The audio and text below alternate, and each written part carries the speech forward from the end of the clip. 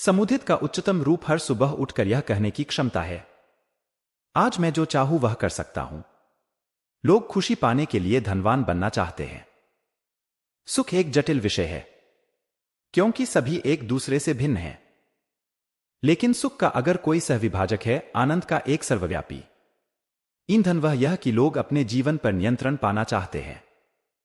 आप क्या करना चाहते हैं, कब और किसके साथ और कितने समय तक, ऐसा कर पाने की क्षमता अमूल्य है। यह सबसे बड़ा लाभांश है जो संपत्ति से मिलता है। एंगस कैंपबेल मिशिगन विश्वविद्यालय में एक मनोवैज्ञानिक थे। वे 1910 में जन्मे थे और उन्होंने ऐसे समय में अनुसंधान किया जब मनोविज्ञान प्रभावशाली रूप से उन विकारों पर केंद्रित हुआ करता था जो लोगों को धराशायी कर देते हैं, जैसे डिप्रेशन, उत्कंठा, स्किज़ोफ्रीनिया। कैंपबेल जानना चाहते थे कि लोगों को किससे खुशी मिलती है। 1981 में छपी उनकी किताब the sense of well being in America यह कहते हुए शुरू होती है कि जितना बहुत से मनोवैज्ञानिक मानते हैं, आमतौर पर लोग जीवन में उससे ज्यादा खुश रहते हैं।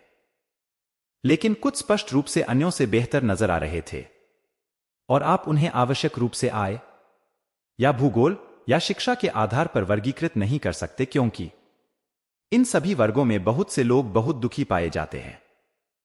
सुख का सबसे शक्तिशाली सहविभाजक सरल था। कैंपबेल ने खुलासा किया, अपने जीवन पर नियंत्रण की एक गहन अनुभूति सुख की सकारात्मक भावनाओं का अधिक विश्वसनीय पूर्वानुमान करता है, बजाय जीवन की उन वस्तुनिष्ठ शर्तों के जिन पर हमने गौर किया है। आपके वेतन से अधिक, आपके घर के आकार से अधिक, आपके काम की प्रतिष्ठा से अधिक। आप क्या करना चाहते हैं, कब, किन लोगों के साथ, इस पर नियंत्रण सबसे बड़ा जीवनशैली चर है जो लोगों को सुख प्रदान करता है। संपत्ति का सबसे बड़ा आंतरिक मूल्य जो इससे अधिक बयान नहीं किया जा सकता, आपको आपके समय पर नियंत्रण प्रदान करने की क्षमता है। थोड़ा थोड़ा करके स्वतंत्रता और स्वायत्ता का एक स्तर प्राप्त करना जो अवैध संपत्ति से मिलता है और जो आपको इस बात पर अधिक नियंत्रण देता है कि आप क्या कर सकते हैं और कब। संपत्ति की एक छोटी राशि का मतलब है उन कुछ दिनों के लिए काम से छुट्टी लेने की क्षमता जब आप बीमार हों, बिना अपना बैंक खाली किए। थोड़ी और राशि का मतलब है नौकरी गवा देने के बाद एक अच्छी नौकरी हाथ लगने की प्रतीक्षा करना, बजाय इसके कि सामने आने वाली पहली नौकरी लेनी पड़े। यह जिंदगी बदल सकता है। 6 महीने के आपाती खर्च का मतलब है अपने बॉस से हर कर न रहना, क्योंकि आप जानते हैं कि अगर आपको कुछ समय लेकर नई नौकरी ढूंढनी पड़े तो भी आप बर्बाद नहीं होंगे।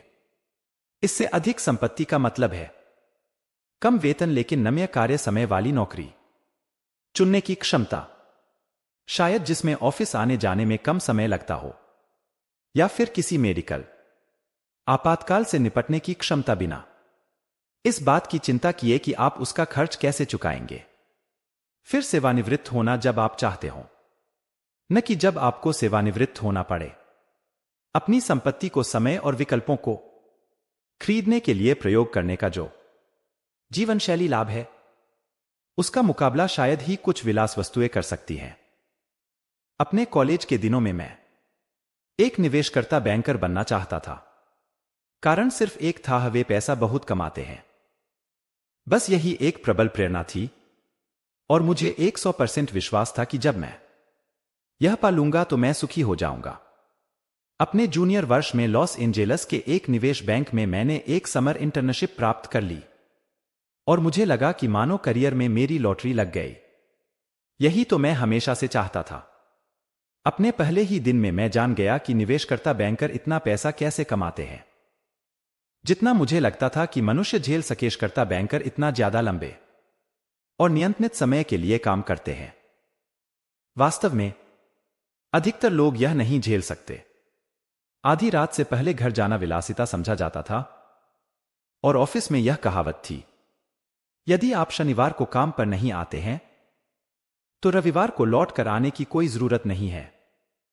यह नौकरी बौद्धिक रूप से उत्तेजक थी, वेतन भी अच्छा देती थी और मुझे महत्वपूर्ण होने का एहसास भी कराती थी। लेकिन मेरे समय का हर एक क्षण मेरे बॉस की मांगों का गुलाम बनकर रह गया था, जो इसे मेरे जीवन का सबसे दुखी अनुभव बनाने के लिए काफी था। इंटर्नशिप 4 महीने की थी। मैं सिर्फ 1 महीने टिक पाया। यहां सबसे कठिन बात यह थी कि मुझे यह काम बहुत पसंद था और मैं कड़ी मेहनत भी करना चाहता था, लेकिन जो आपको इतना पसंद हो उसे एक ऐसे शेड्यूल के अनुसार करना जिस पर आपका कोई नियंत्रण न हो, वह ठीक वैसा ही महसूस हो सकता है जैसे कोई ऐसा काम करना जो आपको एकदम नापसंद हो। इस भावना का एक नाम है, मनोवैज्ञानिक इसे प्रतिघात कहते हैं। पेंसिल्वानिया विश्वविद्यालय के एक मार्केटिंग प्रोफेसर जोनाह बर्जर ने इसे इस प्रकार संक्षिप्त किया: लोग यह महसूस करना पसंद करते हैं कि नियंत्रण उनके हाथ में है, वे चालक की गद्दी पर हैं। जब हम उनसे कुछ करवाने का प्रयास करते हैं तो वे अशक्तता का अनुभव करते हैं, यह महसूस करने के बजाय कि उन्होंने खुद कोई विकल्प चुना। उन्हें लगता है कि हमने उनके लिए चुनाव किया, तो वे या तो न कह देते हैं या फिर कुछ और करते हैं, तब भी अगर मौलिक रूप से उन्होंने खुशी खुशी वही विकल्प चुना होता।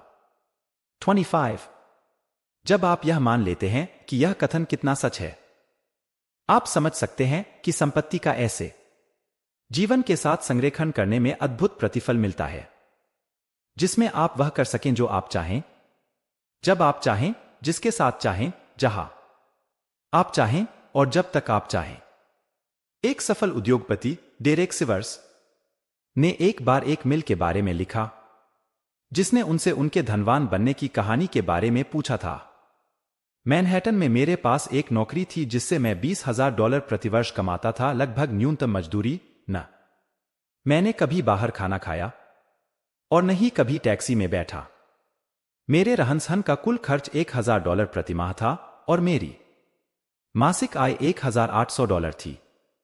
मैंने 2 साल तक यह नौकरी की और $12,000 बचाए। तब मैं 22 वर्ष का था। जब मेरे पास $12,000 थे तो मैं अपनी नौकरी छोड़कर पूरे समय के लिए संगीतज्ञ बन सकता था। मैं जानता था कि हर महीने मुझे कुछ काम मिल जाएगा जिससे मेरे रहन सहन का खर्च निकल जाएगा, इसलिए मैं आजाद था। मैंने 1 महीने बाद अपनी नौकरी छोड़ दी और फिर कभी दोबारा नौकरी नहीं की। जब मैंने अपने दोस्त को यह कहानी सुनाई, उसने पूछा आगे क्या हुआ। मैंने कहा नहीं, कहानी बस इतनी ही है।